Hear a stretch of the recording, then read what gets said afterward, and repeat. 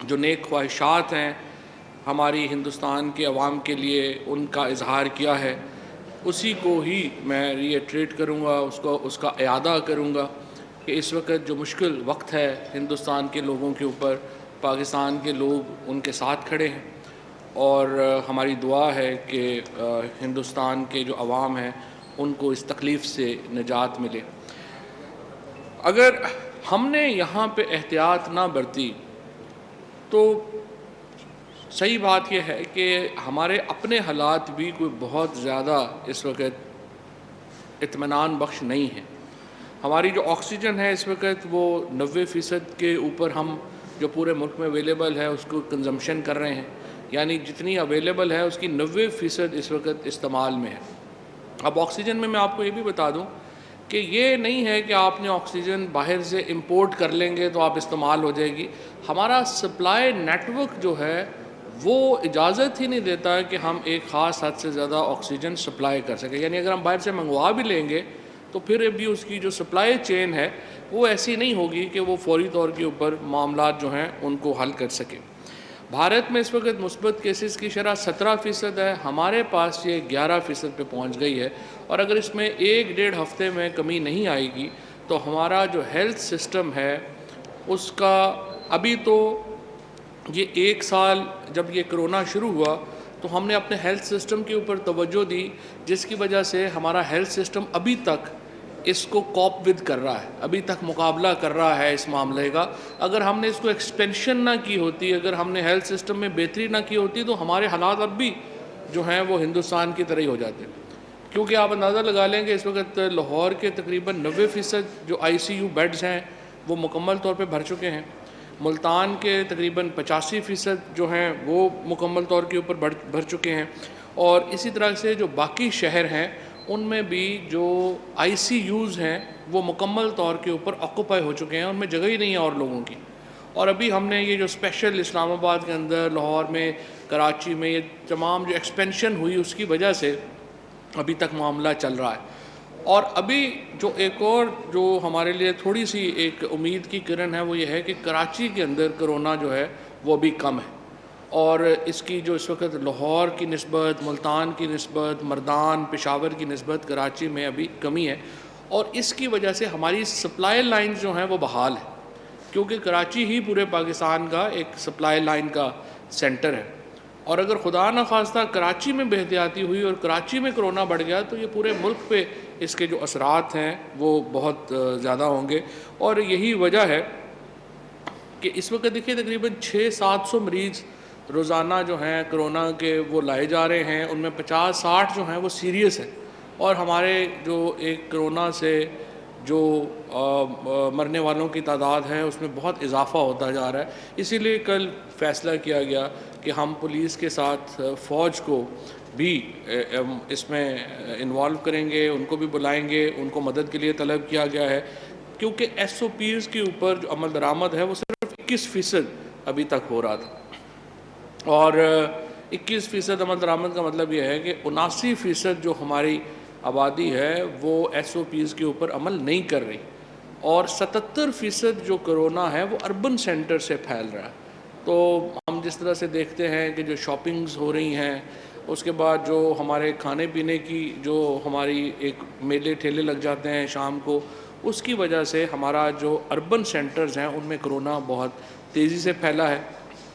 اسی لیے حکومت نے فیصلہ کیا ہے کہ پہلے انڈور ڈائننگ بند تھی، اب آؤٹ ڈور ڈائننگ بھی جو ہے اس پہ مکمل پابندی لگائی جا رہی ہے، اور اس کے ساتھ حکومت خصوصی مراعات کا اعلان کر رہی ہے جو ہمارے ڈیلیوری کمپنیز ہیں ان کے لیے، تاکہ جو شاپنگ ہے اور جو کھانے پینے کی جو اشیاء ہیں، لوگ بجائے اس کے کہ گھر سے نکلیں اور باہر جا کے خود لیں، وہ ڈیلیوری کمپنیز جو ہیں ان کو جو ہے وہ استعمال کریں اور گھر بیٹھے آپ شاپنگ کریں، تو اس کا فائدہ جو ہے وہ زیادہ ہوگا۔ ہماری پوری کوشش ہے کہ جس طرح پہلی لہر جو ہے اس سے ہم نے نپٹا، دوسری لہر سے نپٹا، اسی طرح سے ہم جو تیسری لہر ہے اس سے بھی ہم جو ہے وہ اس وقت جو ہے وہ تقریباً نبٹ سکیں۔ اور تھوڑا سا میں آپ کو یہ بھی بتا دوں، گجرانوالہ میں اس وقت 88% وینٹیلیٹرز جو ہیں وہ آکوپائڈ ہیں، ملتان میں 85%، لاہور میں 83% اور مردان میں 60% وینٹیلیٹرز جو ہیں وہ آکوپائڈ ہیں۔ آکسیجن بیڈز جو ہیں وہ گجرانوالہ میں 85%، پشاور میں 77%، ثوابی میں 71% اور مردان میں 68% جو ہیں وہ اس وقت جو ہیں وہ آکوپائڈ ہیں۔ 24 اپریل کو پاکستان میں کل جو کووڈ کیسز تھے وہ 86,529 تھے۔ ان میں پنجاب میں سب سے زیادہ ہیں 23,590، سندھ میں 12,786۔ کے پی کا ہمارے لیے بہت ایک ورنگ سچویشن ہے، کیونکہ کے پی میں کئی جگہوں کے اوپر جو کرونا کی ریشو ہے وہ 40% تک بھی پہنچ گئی ہے۔ مثلا مردان جو ہے وہاں پہ تقریباً اس وقت 40% کے قریب جو ہے وہ ریشو جو ہے وہ پہنچ گئی ہے۔ بلوچستان اور گلگت بلتستان کی صورتحال نسبتاً باقی ملک سے جو ہے وہ بہتر ہے، اور اس کی وجہ سے ہمارا ایک اوور آل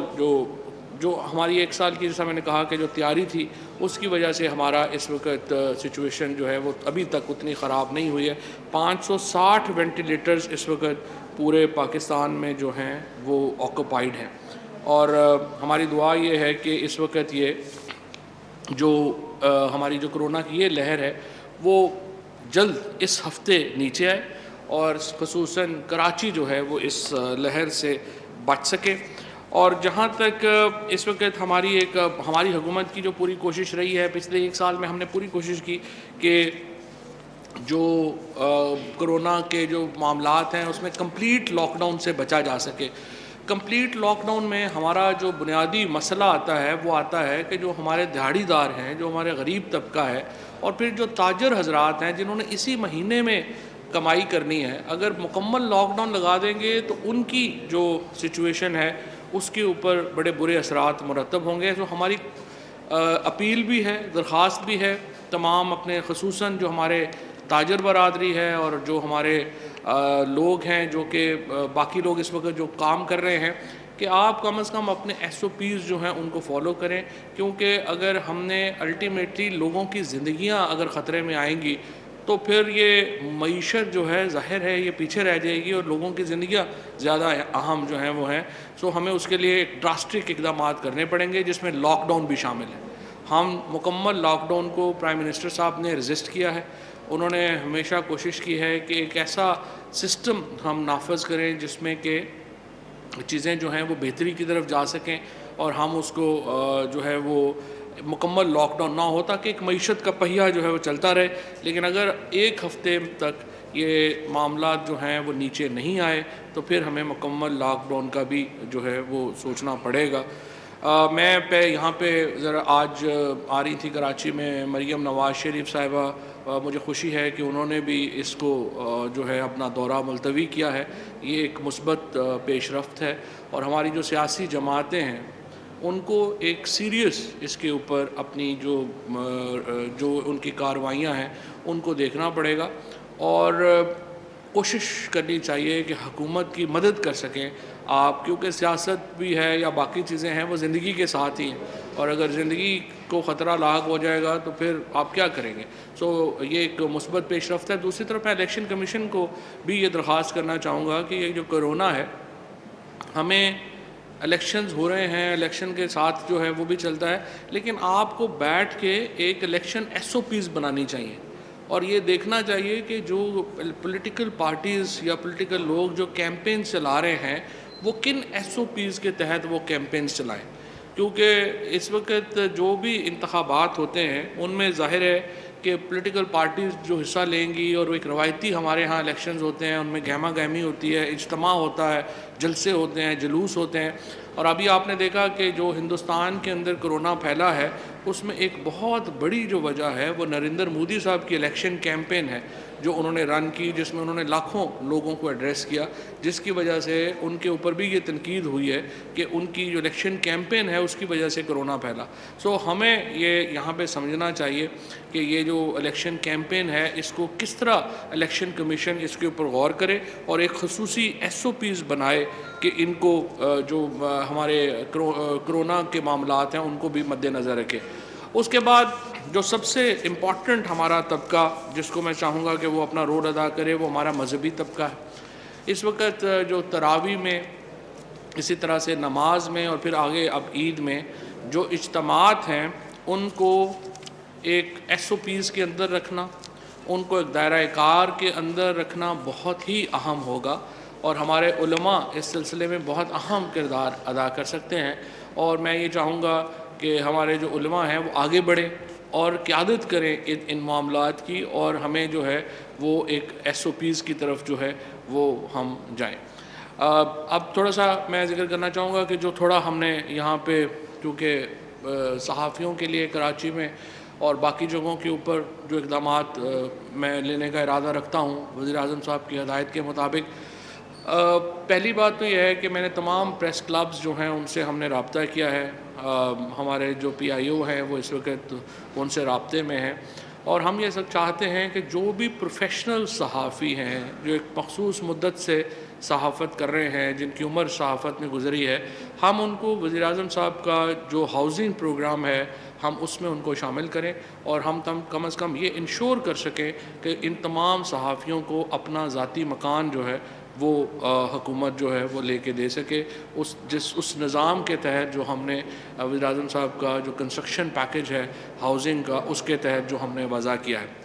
اس کے ساتھ ساتھ آپ کو معلوم ہے کہ پوری خیبر پختونخوا کی جو پاپولیشن ہے اس کو صحت کارڈ جو ہے وہ مل چکے ہیں، اب اسلام آباد میں آ رہے ہیں، اور انفارچونیٹلی سندھ حکومت نے ہمارے ساتھ صحت کارڈ کے اوپر اپنا حصہ نہیں ڈالا، جس کی وجہ سے سندھ میں صحت کارڈ جو ہے وہ شروع نہیں ہوا۔ میں چیف منسٹر صاحب سے کہنا چاہوں گا کہ اپنا جو فیصلہ ہے اس کے اوپر نظر ثانی کریں، اور ہم سندھ میں بھی یہی پروگرام جو ہے صحت کارڈ کا یہ لانا چاہتے ہیں۔ باقی جو پنجاب میں خیبر پختونخوا میں اس پروگرام کے اوپر عمل درآمد ہو رہا ہے، اور ہم صحافیوں کو ایک خصوصی پیکج کے تحت صحت کارڈ میں لا رہے ہیں جہاں پہ وہ 10 لاکھ روپے تک کا جو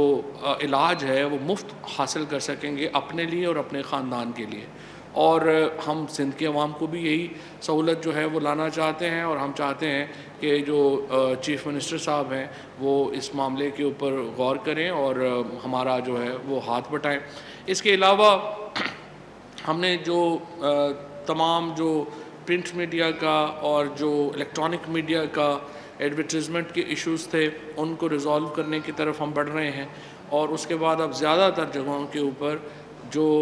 ہمارے کارکن صحافیوں کی تنخواہیں ہیں ان کا مسئلہ نہیں ہونا چاہیے، اور پی بی اے کے ساتھ بھی اور اے پی این ایس کے ساتھ بھی میں نے یہ معاملہ اٹھایا ہے کہ اب یہ جو آپ کی تنخواہوں کا ایشوز ہیں یہ اس کو ریزالو کرنا ضروری ہے، اور اس کو آپ ریزالو کریں، اور جہاں پہ نہیں ریزالو ہوگا وہاں پہ بھی ہم مالکان کی بھی اور کارکن صحافیوں کی بھی مدد کریں گے کہ وہ اس مسئلے کو اوپر جو ہے وہ آگے بڑھ سکیں، کیونکہ ہمارے ہاں جس قسم کی اس وقت ہم نے دیکھا ہے کہ سچویشن ہوئی ہے اس میں جو ہمارے تنخواہ دار طبقہ ہے اس کے اوپر دباؤ آیا ہے، اور اس دباؤ کو کم ہم کرنے کے لیے پوری کوشش کر رہے ہیں۔ ابھی بھی آپ دیکھیے کہ جو رمضان پیکج ہے، رمضان کے اوپر حالانکہ بہت خیال تھا کہ رمضان آئے گا تو مہنگائی کی نئی لہر آئے گی، لیکن اللہ کا شکر ہے کہ رمضان کے بعد جو قیمتوں میں جو کل محکمہ شماریات نے اپنا جو اناؤنس کیا ہے اس وقت مہنگائی کی ریشو، تو اس میں کمی آئی ہے، بجائے بڑھنے کے اس میں کمی آئی ہے۔ کافی طویل عرصے کے بعد ہم دیکھ رہے ہیں کہ ایک استحکام نظر آ رہا ہے پاکستان کی معیشت میں، اور اس معیشت کے استحکام کو رواں دواں رکھنے کے لیے ضروری ہے کہ ہم ایک چیپ پالیٹکس میں نہ پڑیں، چھوٹے ایشوز جو ہیں وہ ہوتے ہیں ان میں ہم نہ پڑیں۔ فار ایگزامپل جس طریقے سے ہم نے دیکھا کہ یہ جو کالعدم جو تحریک تھی لبیک، اس کے اوپر ہم نے معاملے کو جس طریقے سے سلجھایا، اس کے نتیجے میں ایک طرف سیاسی استحکام واپس آیا ہے، دوسری طرف لوگوں کی جان اور مال کی جو حفاظت ہے وہ ہو سکی ہے، اور ریاست نے اپنے ریٹ کو بھی کمپرومائز نہیں کیا۔ اپوزیشن پارٹیز کو چاہیے کہ اس کے اوپر کوئی سیاست جو ہے وہ نہ کریں، اور پاکستان کے استحکام کے لیے سنجیدگی سے اس معاملے کے اوپر آگے بڑھیں، اور ہم اس وقت سیاست میں کوئی بہت تلخی جو ہے وہ پاکستان کے مفاد میں نہیں ہے، ہم سیاست میں تلخیوں کو کم کرنا چاہتے ہیں۔ ہم نے اپنا جو الیکٹورل ریفارمز کا پروسیس جو ہے وہ الیکٹورل اصلاحات کی، انتخابی اصلاحات کی جو ہم نے تجاویز اپنی ہیں وہ اسمبلی میں رکھ دی ہیں۔ ہم چاہتے ہیں کہ اپوزیشن کو ان انتخابی اصلاحات کو وہ دیکھے اور اگر وہ ان انتخابی اصلاحات سے مطمئن نہیں ہیں تو اپنی انتخابی اصلاحات لے کے آئے، ہم وہ بھی ان کو بھی چلانے کے لیے تیار ہیں، ان کو بھی دیکھنے کے لیے تیار ہیں۔ پرائم منسٹر صاحب نے اسپیکر صاحب کو خط لکھا، اسپیکر صاحب نے اپوزیشن کو خط لکھا۔ اس کے ساتھ ساتھ جو دوسرا معاملات ہیں، چاہے وہ جوڈیشل ریفارمز کی بات ہے، چاہے وہ کرمنل جسٹس سسٹم ریفارمز کی بات ہے، ہم اس کے اوپر کھلے دل کے ساتھ اپوزیشن کے ساتھ بیٹھ کے ان کو آگے چلانا چاہتے ہیں۔ لیکن اگر آپ بچوں جیسی حرکتیں کریں گے، جیسے ہم نے آخری اسمبلی سیشن میں دیکھا کہ شاہد خاقان عباسی صاحب جو ملک کے وزیر اعظم رہ چکے ہیں، جس طریقے سے انہوں نے اسپیکر کے ساتھ جو رویہ اختیار کیا، اس کے بعد جس طریقے سے رانا ثناء اللہ صاحب جو رویہ اختیار کر رہے ہیں، یا جو اس وقت خصوصاً پی ایم ایل این کے لوگ رویہ اختیار کر رہے ہیں، تو لگتا یوں ہے کہ وہ سیاست کو تلخ رکھنا چاہتے ہیں۔ ہم تو سیاست کو ایک اس طرح سے لے کے چلنا چاہتے ہیں جو آئین اور قانون کے مطابق ہے۔ اگر آپ اپنے مقدمات کو، شہباز شریف صاحب جو ہیں وہ اپنا کیس لڑے ہیں، ان کو ضمانت ہوئی ہے، اب وہ ضمانت کی جو وجوہات ہیں ہم اس سے ایگری نہیں کرتے، کیونکہ دیکھیے شہباز شریف صاحب کے اوپر جو کیسز تھے وہ کوئی زبانی ایویڈنس کے اوپر تو بنے نہیں ہیں۔ $15 ملین کی جو ان کی رقم ہے جو باہر گئی اور پھر وہ بینکنگ سسٹم کے ذریعے واپس آئی، کسی کا کوئی اورل ایویڈنس تو ہے نہیں۔ سو بجائے اس کے کہ وہ کیسز کے فیصلے ہوں، وہ کیسز جو ہیں وہ لمبے جا رہے ہیں اور ان میں ضمانتیں ہو رہی ہیں۔ سو میں یہ سمجھتا ہوں کہ جو اس طرح کے مقدمات جو ہیں ان کا ہونا چاہیے، لیکن اس کا مطلب یہ نہیں ہے کہ ہم اس کو جو ہے وہ ہم عدالتوں کے سامنے، عدالتوں کے اوپر ہی حملے کر دیں۔ سو ہم آئین اور قانون کو بالا تر سمجھتے ہیں اور اس کے ساتھ جو ہے وہ ہم آگے چل رہے ہیں، اور یہی جو ہے ہم سندھ حکومت کے ساتھ بھی جو پوری کوآپریشن ہے وہ ہم کر رہے ہیں۔ سندھ حکومت کی طرف سے اگر کوآپریشن نہیں ہوتی، اور کئی جگہوں پہ جس طرح سے یہ میں نے صحت کارڈ کا آپ کو معاملہ دیا ہے، اسی طریقے سے خود پیپلز پارٹی نے یہ وعدہ کیا تھا کہ فاٹا کا جو پیسہ ہے جو این ایف سی سے فاٹا کو دیا جائے گا، وہ فاٹا کو نہیں ملا۔ اسی طریقے سے جو وعدے کیے پیپلز پارٹی نے وہ پورے نہیں کیے ہیں، اور انفارچونیٹلی 2 سالوں میں 1600 ارب روپیہ جو سندھ میں آیا ہے اس کی اکاؤنٹیبلٹی بھی کوئی نہیں ہو رہی۔ اور ہمارے جو ایم پی اے صاحبان یہاں پہ بیٹھے ہیں، لیڈر آف اپوزیشن یہاں پہ بیٹھے ہیں، جب وہ سوال کرتے ہیں تو ان کے اوپر دہشت گردی کے پرچے کیے جاتے ہیں۔ آپ نے دیکھا کہ علیم عادل شیخ نے جس طریقے سے ان کے اوپر جو پرچے ہوئے، جس طریقے سے انہوں نے کیس فائٹ آؤٹ کیا، ہمارے ایم پی ایس کے سے سیکیورٹی وڈرا کر لی، صرف یہ سوال اٹھانے کے اوپر کہ آخر اتنا پیسہ جو سندھ میں آیا ہے وہ گیا کدھر ہے۔ اس کا حساب کتاب جو ہے وہ بہرحال ہونا چاہیے، یہ عوام کا پیسہ ہے، اور وہ پیسہ جو ہے اس کی کوئی ہمارے سامنے آنی چاہیے کہ آپ نے ان پیسوں کا کیا کیا ہے، کدھر گئے ہیں، کیسے لگے ہیں۔ اور اب آپ کراچی کی سچویشن دیکھیں، وہ کراچی والے کہہ رہے ہیں کہ نہیں، ان کو بتایا جاتا ہے کہ نہیں ہم نے تو اور علاقوں میں لگا دیے ہیں، اور علاقوں میں دیکھیں تو دیکھیں گھوٹکی کا کیا حال ہے، جس کے اوپر آپ تیل کی سبسڈی لے رہے ہیں۔ آپ اس وقت اگر سندھ کو جو تیل میں گیس کی جو سب سے زیادہ سبسڈی مل رہی ہے وہ تو گھوٹکی کی ذخائر میں ملتی ہے، تو وہاں پہ ان کو کیا ملتا ہے، بدین کو کیا ملتا ہے، باقی اضلاع کو کیا ملتا ہے۔ سو پورے سندھ کو ایک کھنڈرات میں تبدیل کر دیا گیا ہے، جو ظاہر ہے یہ اہم سوال ہیں جو ہمارے یہاں کے جو نمائندے ہیں وہ ہمیشہ سامنے رکھتے ہیں۔ ان کا جواب آنے کے بجائے ان پہ مقدمات اگر آپ بنا دیں گے تو یہ تو کوئی طریقہ جو ہے وہ نہیں چلے گا۔ بہرحال ہم پھر سمجھتے ہیں کہ حکومت میں رہتے ہوئے ہم آگے بڑھنا چاہتے ہیں، ہم اصلاحات کی طرف بڑھنا چاہتے ہیں، اور یہی وہ سوچ ہے جس کی بنیاد کے اوپر ہم اپوزیشن کے ساتھ ڈیل کرنا چاہتے ہیں۔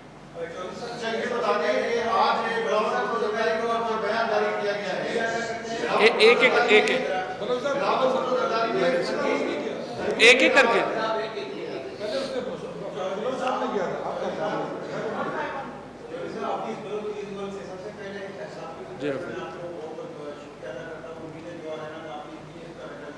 انشاءاللہ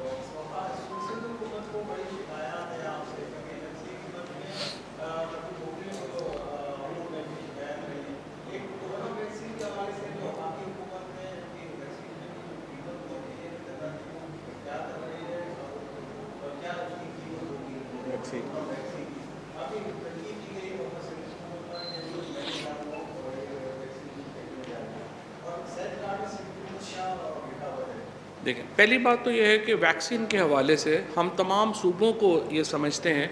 کہ وہ ویکسینز اپنی خریدیں اور تمام بوجھ وفاق کے اوپر نہ ڈالیں. ہم نے اس وقت جو ابھی پلان کیا ہے وہ تقریباً اس وقت تک تقریباً ہمارا 2,60,00,000 لوگوں کو ہمارا ویکسین لگانے کا امیجیٹ جو پروگرام ہے جو چل رہا ہے. تقریباً اس وقت تک 17 لاکھ لوگ جو ہیں وہ ویکسین لگوا چکے ہیں. اب جو صوبے ہیں اس میں چاہے سندھ ہے، پنجاب ہے، خیبر پختونخوا ہے، بلوچستان ہے، ہم چاہتے ہیں کہ وہ اپنی ویکسینز بھی خریدیں اور اپنے لوگوں کو ویکسینز لگوائیں.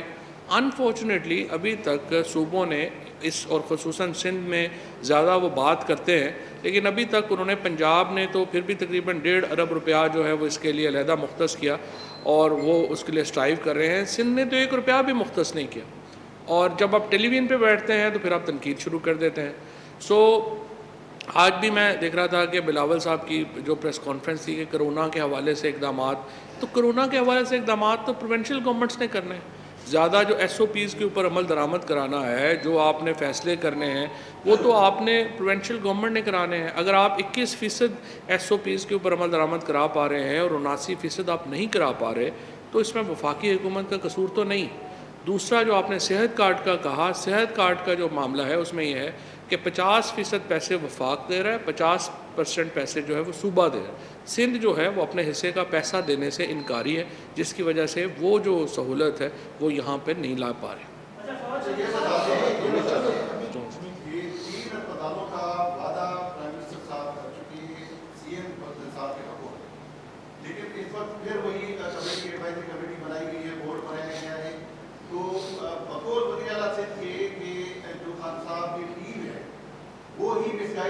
خان صاحب کو اور اچھے فیصلوں پر عمل درآمد ہونے نہیں دیتی، تو یہ سندھ کے 3 اسپتالوں میں آپ کی نظر کیوں ہے؟ دیکھیں، جو یہ ہسپتال ہیں، پہلی بات تو یہ ہے کہ یہ سپریم کورٹ کے فیصلے کے تحت وفاق کو جا رہے ہیں. اور سپریم کورٹ نے یہ فیصلہ کیوں کیا؟ سپریم کورٹ نے یہ فیصلہ اس لیے کیا کہ یہ تینوں ہسپتال کرپشن کا گڑھ بن گئے تھے. یہ تینوں ہسپتال جو ہیں وہ مس مینجمنٹ، بد انتظامی کی ایک مثال تھے، اور ان کے اندر تمام جو سٹرکچر تھا اس کو تباہ و برباد کر دیا گیا تھا. صرف ایک جو آپ کے سابق وزیر صحت ہیں، انہوں نے اپنے کو سی او صاحب جو رکھے، جو ان کے رشتہ دار تھے، اسی کو ہی کو میرا خیال ہے 20-25 لاکھ روپے کی نوکری دے دی، 65 لاکھ روپے کی نوکری کے اوپر رکھ لیا. اس کے بعد نیچے جو ہزاروں، سینکڑوں نہیں ہزاروں لوگوں کی بھرتیاں کی گئیں، جس کے نتیجے میں سارے ہسپتال ہی بیٹھ گئے. تو سپریم کورٹ نے ان حالات کے مد نظر یہ کہا کہ یہ ہسپتال تو وفاق کو ٹیک اوور کرنے چاہیے.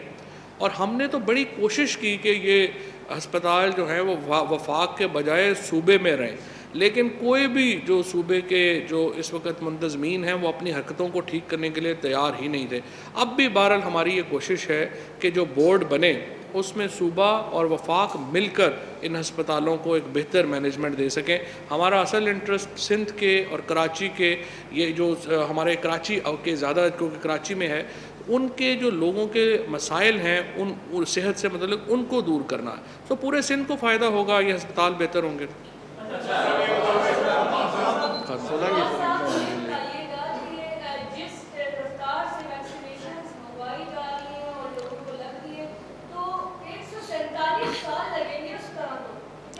صحیح.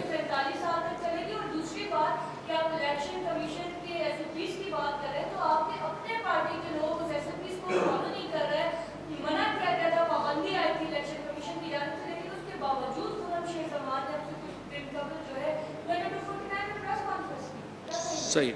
اچھا، پہلی بات تو میں آپ کو بتاؤں کہ جو ویکسین ہے نا، ویکسین کا یہ جو ابھی کی ہماری وبا ہے اس کے اوپر کوئی بہت بڑا رول نہیں ہے. اس لیے کہ جو ویکسین ہے اس کو جو شیڈیول ہے اس وقت میں آپ کو بتا دوں کہ پاکستان کی جو ویکسینیشن کی جو اس وقت پلاننگ ہے وہ بہت ملکوں سے بشمول یورپ سے بھی بہت بہتر ہے. اس وقت پوری دنیا میں جب سے ہندوستان میں اتنا بڑا کرائسس آیا تو ویکسین کی تو شارٹیج ہو گئی ہے، کیونکہ 3 ہی امریکہ تو ایکسپورٹ کر ہی نہیں رہا ویکسین. امریکہ کے اندر تو ویکسین کو ایکسپورٹ کرنے پہ بین ہے. 3 ممالک ہیں جو ویکسین کو تھوڑا بہت ایکسپورٹ کرتے ہیں، ان میں ایک ہندوستان تھا، دوسرا چائنا ہے اور تیسرا رشیا ہے. رشیا بہت تھوڑی مقدار میں ویکسین ایکسپورٹ کر رہا ہے. ہندوستان نے چونکہ اس کا اتنا بڑا کرائسس اپنا ہو گیا، انہوں نے اپنی ایکسپورٹ روک دی. چائنا وہ واحد ملک ہے جو کہ ایکسپورٹ کر رہا ہے. اس کے علاوہ پہلی بات تو یہ ہے کہ ویکسین اویلیبل ہی نہیں ہے دنیا میں اس وقت، تو پہلے تو یہ ذہن میں رکھیے. دوسری یہ ہے کہ جو ویکسین آپ منگوائیں گے، فار ایگزامپل ابھی ہماری کل جو ہے وہ 5 لاکھ ویکسین جو ہے وہ پہنچی ہے کووڈ کی، اس کے بعد 10 لاکھ جو ہے ویکسین اور آ رہی ہے. یہ ویکسین صرف منگوانا پرابلم نہیں ہے، اس کو لگانے کے لیے بھی ایک پورا انفراسٹرکچر چاہیے. تو یہ نہیں ہے کہ آپ کو سڑکوں پہ کھڑے ہو جائیں گے اور جو بندہ نظر آئے گا اس کو ٹیکا لگا دیں گے، ایسے نہیں ہوگا. اس کا ایک پروسیس ہے، اس کی ایک پوری چین ہے، کولڈ چین چاہیے اس کو پورا. یہ جو ویکسین ہے یہ کم از کم ہمیں 147 نہیں لیکن 1 سال ضرور لگے گا ہمیں اپنی پاپولیشن کو ٹارگٹ میں پہنچتے. تو اب ہمارے پاس 2 راستے ہیں، یا تو ہم اتنا نقصان اپنا کروا بیٹھیں گے 1 سال میں کہ ہمارے لیے ویکسین ہونا نہ ہونا برابر ہو جائے گی، اور یا ہم پہلی 2 جس طرح سے ہم نے لہروں کا مقابلہ کیا اس طرح سے ہم مقابلہ کریں تاکہ ہم ویکسینیشن کا جو ہمارا معاملہ ہے وہ آگے چلتا رہے اور اس میں بہتری آئے.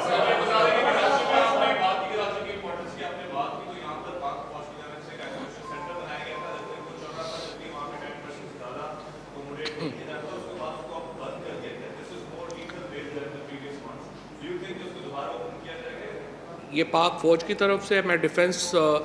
ڈپارٹمنٹ سے چیک کر لیتا ہوں کہ ان کی کیا پالیسی ہے، and I will get back.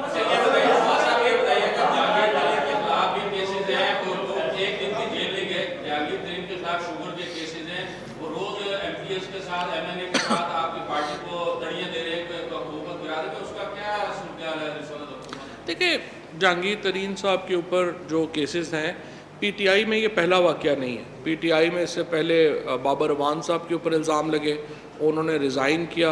انہوں نے اپنا مقابلہ کیا، پھر وہ واپس آئے. علیم خان صاحب کے اوپر کیس بنا، انہوں نے جو ہے وہ ریزائن کیا، وہ جیل گئے، انہوں نے اپنی بیل کرائی، واپس آئے. سبطین صاحب کے اوپر بھی یہی ہوا. جہانگیر ترین صاحب کے اوپر بھی جو کیسز ہیں یا جو ان کے اوپر الزامات ہیں اس کا وہ جواب دے رہے ہیں، اور اس کو جواب دے کے جو اس کے مطابق وہ واپس آئیں گے. ایم این اے یا ایم پی ایز ہوں، دیکھیے ترین صاحب بھی عمران خان کو جانتے ہیں، اور جو لوگ بھی عمران خان کو جانتے ہیں ان کو پتہ ہے کہ ان کو پریشرائز یا بلیک میل تو کیا ہی نہیں جا سکتا. نہ ہی پی ٹی آئی میں فرینکلی کوئی پیپلز پارٹی یا نون کی طرح یہ رواج ہے کہ آپ پہنچ جائیں گے تو وہ پی ایم اس وقت اٹھا کے فون کر دیں گے کہ نہیں اس کو چھوڑ دیں. یہ پی ٹی آئی کا کلچر نہیں ہے، اور عمران خان تو اس کو بالکل بھی نہیں کریں گے. نہ ہی جہانگیر ترین صاحب کی ہی یہ توقع ہے عمران خان سے. وہ بھی کہتے ہیں، انہوں نے کبھی یہ نہیں کہا کہ میں کیسز کا سامنا نہیں کر رہا، وہ کہہ رہے ہیں میں کیسز کا سامنا کروں گا. جو باقی ان کی ایک پولیٹیکل وکٹمائزیشن کا ایک معاملہ ہے وہ وزیر اعظم صاحب پہلے ہی کہہ چکے ہیں کہ اس کے اوپر ان کو پوری تسلی دی جائے گی کہ کوئی پولیٹیکل وکٹمائزیشن نہیں.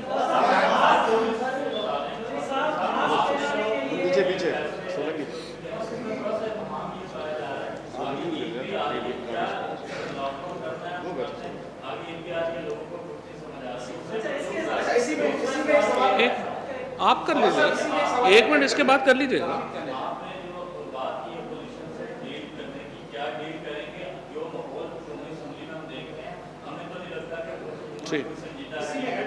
این سی او سی کے جو فیصلے ہیں، کل ایک فیصلہ آیا این سی او سی کا کہ شام 6 بجے تمام تجارتی مراکز بند کر دی جائیں گے، اور ریسٹورینٹس کے اندر جو ہے وہ ڈائن آؤٹ اور ڈائننگ پر پابندی تھی، ڈائن آؤٹ پہ بھی پابندی ہوگی، صرف ٹیک اوے ہوگا. لیکن ابھی تک جو ہماری صوبہ سندھ کی محکمہ داخلہ ہے اس نے کوئی نوٹیفیکیشن اس کا جاری نہیں کیا ہے. یہ اب یہ ابہام ہے. دوسری جانب ہم دیکھ رہے ہیں کہ تاجر جو ہیں وہ مسلسل ملاقاتیں کر رہے ہیں، اور حکومت سندھ ان کو یہ کہہ رہی ہے کہ ہم آپ کو اکوموڈیٹ کریں گے. 15ویں روزے کے بعد جس طرح ایک سیزن شروع ہوتا ہے اس طرح شروع ہوگا. یہ این سی او سی کے معاملات اور وہ میچ نہیں کر رہے ہیں. ماسک پہنانے کے لیے فوج کب سے روڈوں پہ آ رہی ہے؟ ٹھیک، پہلی بات تو یہ میں آپ کو بتا دوں کہ جس طرح سے آپ نے کہا کہ سندھ حکومت نے ابھی تک نوٹیفیکیشن نہیں کیا. چیف منسٹر سندھ جو ہیں وہ حصہ ہے این سی سی کا، اور جو فیصلے این سی سی کی ہوتے ہیں سندھ گورنمنٹ اس کا پارٹ ہوتی ہے. جو بھی فیصلے وہاں پر ہوں گے اس کے اوپر سندھ حکومت بھی عمل درآمد کرے گی، اور وہ عمل درآمد کرنے کے باؤنڈ بھی ہیں، کیونکہ آرٹیکل 149 کے تحت وفاقی حکومت کی جو ڈائریکشنز ہیں وہ صوبے کے اوپر ویسے بھی بائنڈنگ ہے. اور اس کے علاوہ جس طرح میں نے کہا مراد علی شاہ صاحب ایک ذمہ دار آدمی بھی ہیں اور چیف منسٹر ہیں ایک بڑے صوبے کے، تو ظاہر ہے ان کی ایک کمپلشن بھی ہے، اپنی آئینی کمپلشن بھی ہے کہ جو انہوں نے وعدے کیے ہیں وہ پورے کریں گے. جہاں تک مکمل لاک ڈاؤن کا تعلق ہے جو آپ نے کہا ابھی سے لگا دیں، دیکھیں لاک ڈاؤن کی تجویز تو کل بھی آئی تھی، لیکن پرائم منسٹر صاحب بڑے ریلکٹنٹ ہیں کمپلیٹ لاک ڈاؤن میں، کیونکہ اس سے معاشی سرگرمیاں بہت زیادہ تباہ ہو جاتی ہیں۔ اور ہمارا جو مقصد ہے وہ یہ ہے کہ اگر ایس او پیز ہوں، جس طرح پہلے ہم نے دیکھا ایس او پیز کے اوپر مکمل عمل درآمد ہوا تو شرح نیچے آنی شروع ہوئی۔ ہم اب بھی سمجھتے ہیں کہ اگر یہ ایس او پیز کے اوپر عمل درآمد ہو اور ایک ہفتے میں ہم ٹرینڈ دیکھیں کہ نیچے آ رہا ہے تو پھر چیزیں بہتر ہو جائیں گی، لیکن اگر ایک ہفتے میں ٹرینڈ اوپر چلا گیا تو پھر ہمارے پاس کوئی آپشن نہیں بچے گی۔ اور اس لیے ہم چاہتے ہیں کہ تمام جو پولیٹیکل پارٹیز ہیں، تمام علماء کرام ہیں، جو تاجر ہیں، جو سیگمنٹس ہیں، وہ اپنا اپنا رول اس میں پلے کریں۔ خالی حکومت تو نہیں ڈنڈا لے کے 24 گھنٹے لوگوں کے پیچھے لگ سکتی، آپ نے جو ہے وہ انفورسمنٹ کا ایک میکنزم طے کرنا ہے، اس کے مطابق کرنا ہے، لیکن ایک شہری کی حیثیت سے بھی تو ہماری کچھ ذمہ داریاں ہیں نا۔ یہ تو نہیں کہ ہمیں یہ تاثر بن جائے کہ نہیں یہ تو ڈنڈے کے بغیر تو اس ملک میں کوئی کام ہوتا ہی نہیں ہے۔ بطور شہری بھی ہم لوگوں کی کچھ عقل کی اور کچھ ذمہ داریاں ہیں۔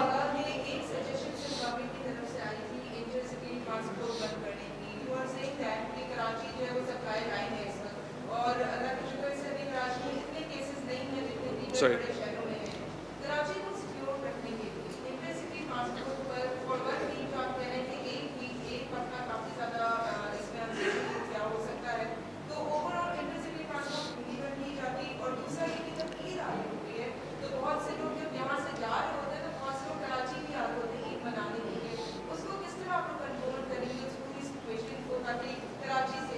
یہ بات آپ کی بالکل صحیح ہے، اور اس میں کافی بحث بھی ہوئی ہے این سی سی میں، اور چیف منسٹر صاحب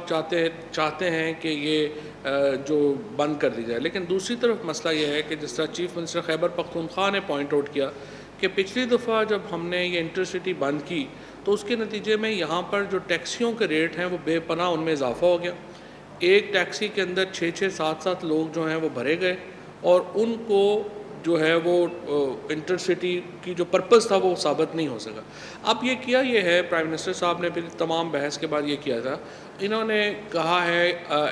این سی او سی کو، اسد عمر صاحب کو، اور جو باقی وہاں پہ ہیں اسد عمر صاحب کے یہ ذمہ لگایا گیا ہے کہ وہ مائنیوٹ ڈیٹیلز طے کریں گے کہ اگر لاک ڈاؤن ہوگا تو اس کا مطلب کیا ہوگا، اگر آپ نے انٹرسٹی بند کرنی ہے تو اس کے کیا ہوں گے۔ سو ایک پورا پلان وہ اس وقت جو ہے وہ بنا رہے ہیں، اور وہ اس پلان کے ساتھ واپس آئیں گے۔ ایک دیکھیں،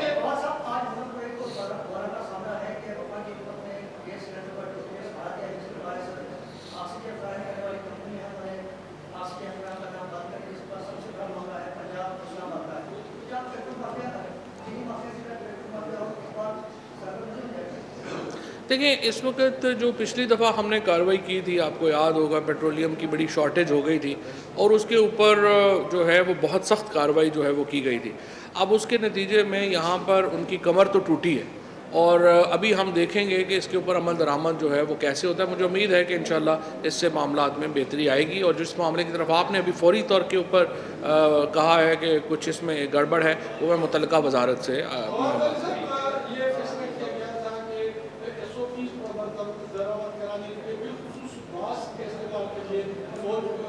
جی